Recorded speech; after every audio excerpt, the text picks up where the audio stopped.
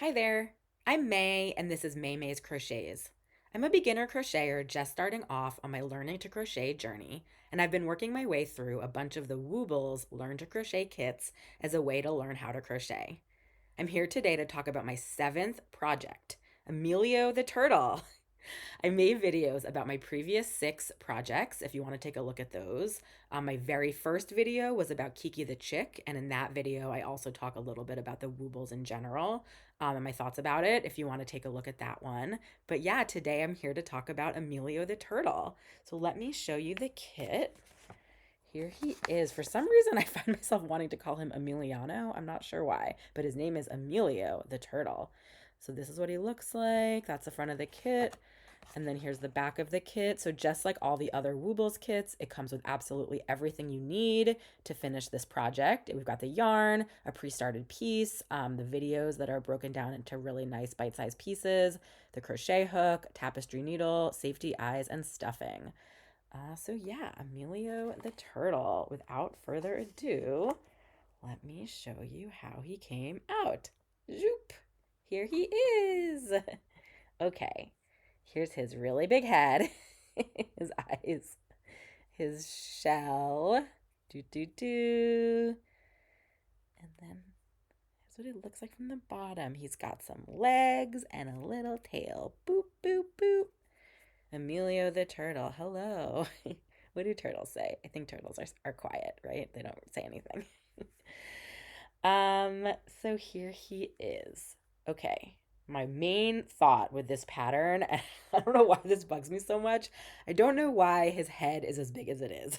This is just the thing with the pattern. I've seen a lot of actually other crochet turtle patterns that look very similar. So maybe this is just the look, that their heads are supposed to be like really big compared to their shells. But in real life, I think turtle shells are big and their heads are little, and then they kind of pop out and pop back in.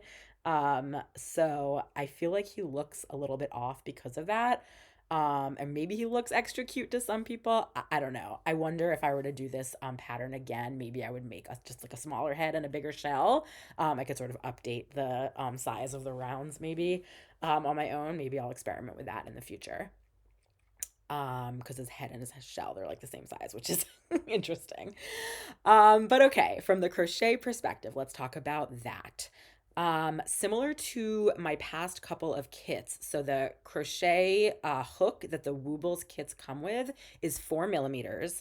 And I have ended up with kind of holes, I guess, where you can see the stuffing through in a lot of my earlier kits. And so I've been experimenting with going down a hook size to try to eliminate those holes.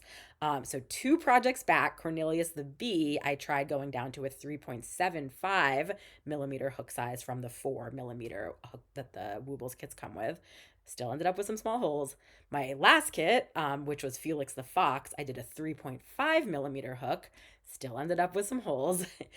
So for this one, I tried a 3.25 millimeter hook to see if we could get rid of the holes. And I honestly think he came out pretty well. Let's see. If you look really closely, yeah, there's like still a little bit of stuffing that you can see through. It may just be that this is the way that this yarn is. Maybe I need a tighter tension or gauge. But I may still I may continue to experiment and keep going down just to see if a smaller hook will make a difference. But I think little by little, this is getting better. There's only a couple kind of smaller places. Yeah, I mean, I guess these sort of rounds towards the bottom where the stuffing is like wider, you can sort of see a little bit. But I'm just really just experimenting to see kind of what difference the smaller hook size makes. Overall, Emilio the Turtle was a great project. I think there was some new challenges, which is always good. I'm definitely continuing to level up my crochet skills. The head and then the bulk of the shell were kind of standard, similar to the previous kits where we do single crochet stitches, increase stitches, and decrease stitches. But there were some new challenges. So let's see. The part right here where the shell meets sort of the bottom of the body and the legs, you had to do a color change at the same time as this round. You're only doing crochet into the back loops. It's BLO, back loops only. And so you're doing a color change at the same time as you're doing something a little bit non-standard, by only crocheting into the back loops. So that was a little bit of a challenge. It comes out with this cool little sort of line where you can still see the front loops, I guess, but you crocheted into the back loop. So it kind of has a nice little look to it. But that was a little bit of a challenge. And then the big challenge or sort of different piece was really doing the legs, and the tail. And so the way you do that is, it's called the slip stitch join. To start off, you basically make a slip stitch and sort of stick it straight into the body here, and then you make a chain, and then you crochet right into the chain with these sort of bigger stitches, to be able to make these feet, and then you sort of go around and do something similar. And there were a couple of new stitches. So there was a half double crochet, which I think I'd done one time before, as well as a double crochet. To do these little legs, you do a half double, you do the chain, and then you do a half double crochet, a double crochet, and a half double crochet. So it kind of like gets bigger and smaller. And then the tail, I think, was just half double crochet. So that was new. And then you actually skip some stitches to sort of attach it back, on the other side, to kind of make the leg like stick out like it does. So that was a cool new challenge for me. Most of the other pieces, when you're adding like legs or fins or whatever it is, wings, you make a whole new piece with yarn, and then you actually sew it on around the edge, as opposed to this. The one time I did this previously was Fred the Dino. He had these little teeny tiny dinosaur arms, where that was my first time doing the slip stitch join. I think that's my fourth video if you want to take a look at that one. But it was only like a couple stitch. I think you chained like maybe two and like single crocheted. It was a tiny thing to get these little arms, as opposed to these legs and the tail. There was more, it was a bigger chain and then sort of bigger stitches, to get them to come out like this. And you went all the way around, to do that, and then you sew the head on.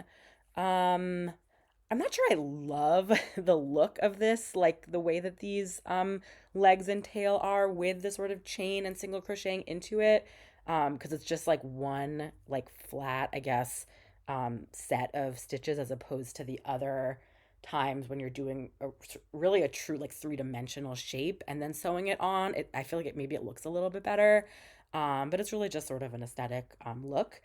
I will say one good thing about this one. This one really did not take me all that long. And I think it's because there's really two main pieces, the head and the shell, and like the body down here and the legs and the tail. Because you're still doing it on the same main body as the shell, you didn't have to like start a magic loop again, sew it on. It went a lot faster, I think, than a lot of my other projects. So yeah, this was a good, like, kind of more quick one. I definitely learned some new stuff. I'm still not sure that I would recommend this one to a total beginner, just because there is some complexity, especially this part with the body and just the additional stitches of the half double crochet and the double crochet, the slip stitch join, and the kind of like skipping stitches to kind of go all the way around this part. But they do walk you through it very closely in the videos, as with all of the other Woobles kits. So I'm definitely learning a lot. I'm having a great time. I'm looking forward to continuing to grow my skills and do my next project. So thank you so much for keeping me company, and I will see you next time. Bye.